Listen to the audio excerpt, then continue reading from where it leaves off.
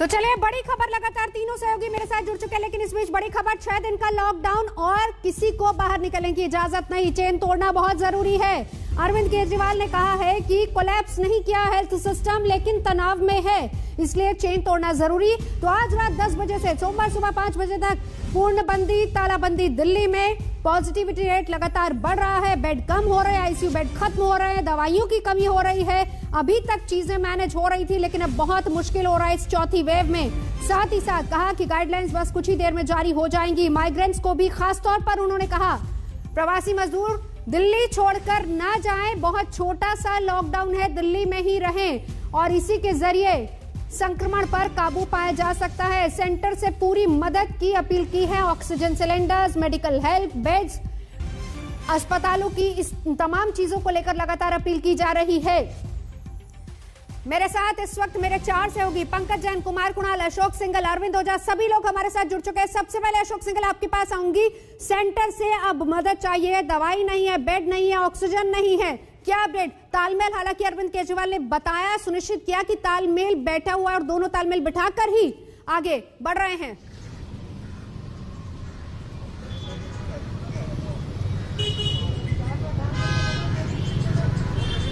संजीव पीछे पीछे।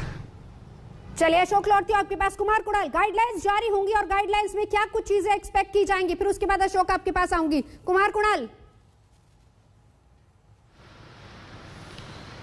देखिए, मोटे तौर पर जो बात बताएं, जो भी वीकेंड कर्फ्यू में गाइडलाइन थी, जैसे कि शादी में आपको इजाजत होगी 50 लोगों के साथ शामिल होने पर, उसके लिए अलग से पास इशू किया जाएगा।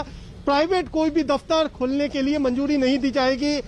वो सरकारी दफ्तर खुले रहेंगे जिनकी जरूरत है, जिनमें जरूरी काम हो रहे हैं, वो सरकारी दफ्तर खुले रहेंगे, जैसे बैंक खुला रहेगा। इसके अलावा आपके पास पब्लिक ट्रांसपोर्ट खुला रहेगा, लेकिन पब्लिक ट्रांसपोर्ट में सिर्फ उन्हीं लोगों को मंजूरी होगी अंदर जाने की जो इन सेवाओं से, जरूरी सेवाओं से जुड़े हुए हैं। इसके अलावा किसी और को इजाजत नहीं होगी अंदर जाने के लिए। मेट्रो हो या डीटीसी बस हो या ऑटो हो, उसकी जगह जगह पर चेकिंग की जाएगी पुलिस की तरफ से कि कोई ऐसा व्यक्ति तो नहीं निकल रहा है बाहर जिसकी जरूरत नहीं है, वो सड़कों पर आ गया है, उनका चालान काटा जाएगा।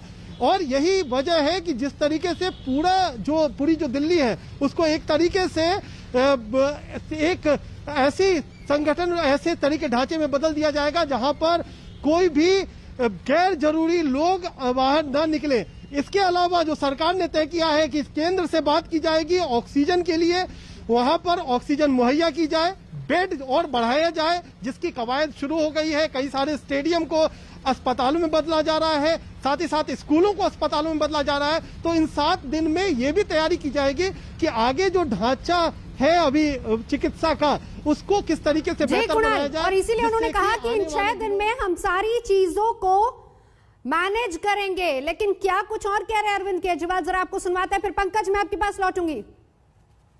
आपकी सरकार को यह लगता है कि दिल्ली में कुछ दिन के लिए लॉकडाउन लगाना जरूरी है, तो आज रात को 10 बजे से अगले सोमवार को सुबह 5 बजे तक 6 दिन के लिए दिल्ली में लॉकडाउन लगाया जा रहा है।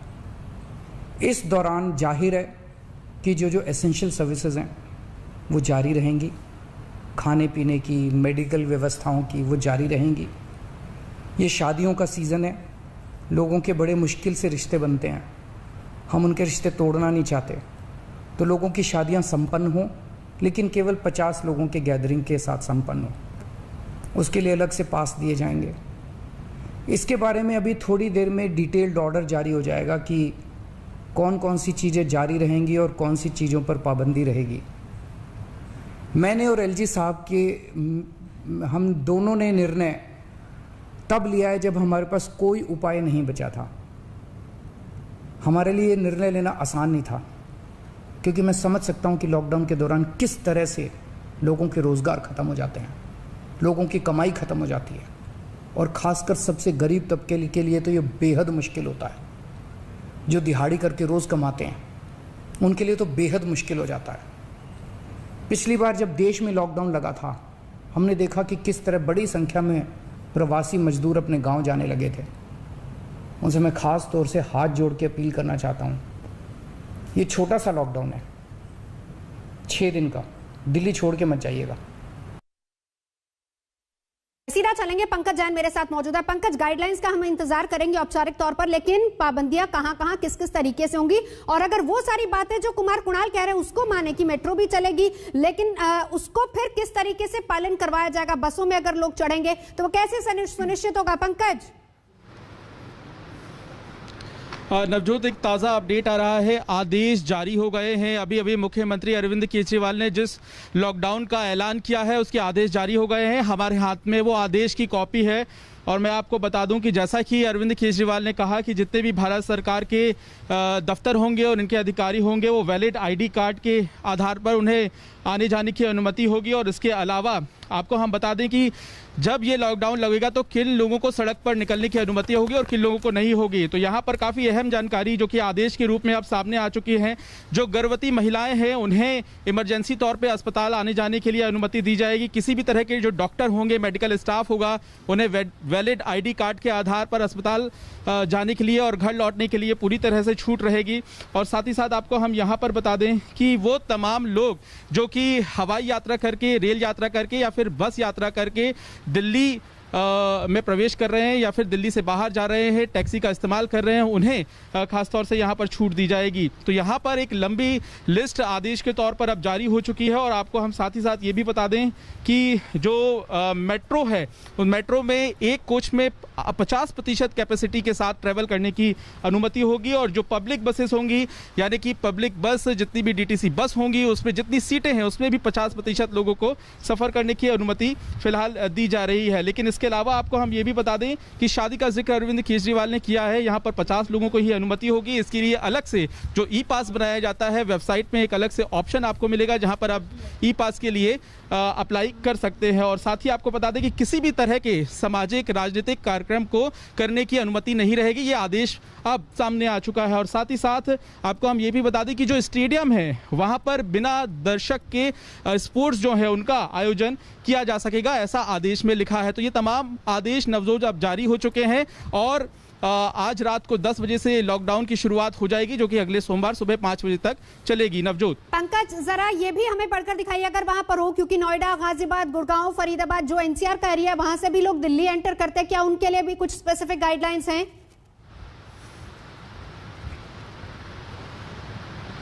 देखिए, बिल्कुल यहाँ जितने भी जिले हैं अलग अलग, उनको संपर्क करने के लिए कहा गया है उन तमाम बॉर्डर एरिया से। और यहाँ पर आपको बता दें कि खास तौर से जो लोग नोएडा से दिल्ली में आना चाहते हैं वो एक खास वजह बताने के बाद ही दिल्ली में शामिल हो सकेंगे। जो तमाम वजह मैंने आपको बताई, अगर लोग अपना वैलिड आईडी कार्ड दिखाते हैं तभी उन्हें बॉर्डर्स के अंदर आने दिया जाएगा और उसके अलावा किसी भी तरह की दिल्ली में अनुमति नहीं होगी। नवजोत, बिल्कुल। अब बड़ी बात अशोक, सिंगल कोऑर्डिनेशन बनाना है केंद्र और दिल्ली दोनों को, क्योंकि मेडिकल फैसिलिटीज बढ़ानी है। क्या तैयारी?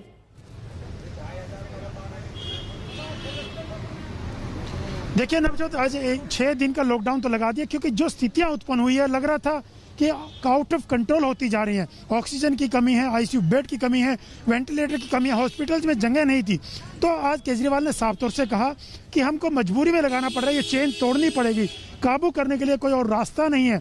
लेकिन जो एसेंशियल कम्युनिटी से जुड़े लोग हैं उनके लिए कोई दिक्कत नहीं आएगी। खाने पीने की जो दुकानें हैं, केमिस्ट की दुकानें हैं, पहले की तरह जारी रहेंगी। लेकिन मैं आपको बता दूं, सख्ती जरूर की है, लेकिन किसी को ज़्यादा परेशानी ना हो। यहाँ पर मैं बंगाली मार्केट में इस वक्त नवजोत खड़ा हूँ।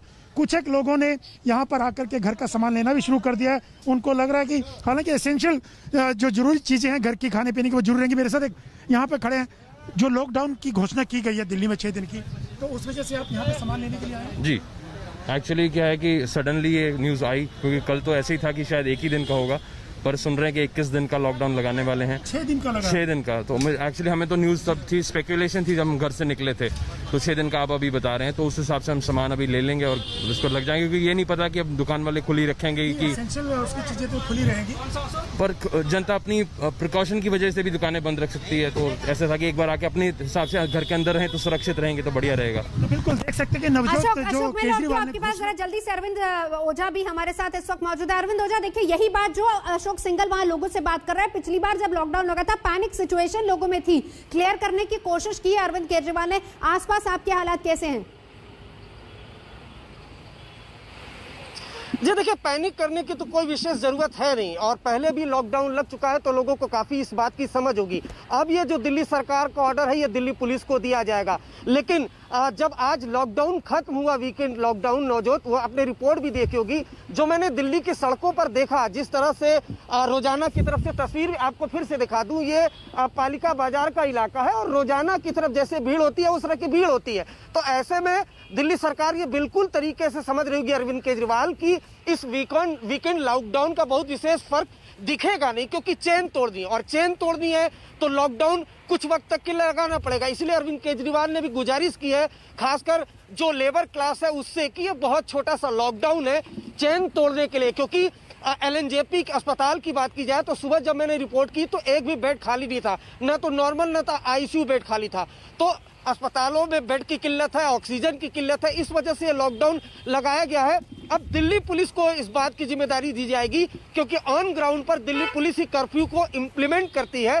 तो अब ये जो सोमवार तक कर्फ्यू लागू होगा, इसको लेकर दिल्ली पुलिस किस तरीके से रणनीति बनाएगी ये हम कुछ देर में आपको बताएंगे। लेकिन आप दिल्ली की सड़कों पर अगर देखें, इस पूरे मार्केट में देखें, तो जिस तरह से वीकेंड कर्फ्यू के बाद लोग अमूमन सड़कों पर नजर आते हैं, गाड़ियां नजर आती हैं, उस तरह के उसी तरीके से यहाँ आपको नजारा दिखेगा। और शायद यही वजह है कि सरकार को ये बात समझ में आई कि सिर्फ वीकेंड कर्फ्यू से अब बात बनने वाली नहीं है। बिल्कुल, कम से कम कुछ एक टाइम ड्यूरेशन के लिए जो कर्फ्यू है उसको इम्पोज करना पड़ेगा। हाँ। लोगों को साथ ही साथ इसका पालन भी करना पड़ेगा।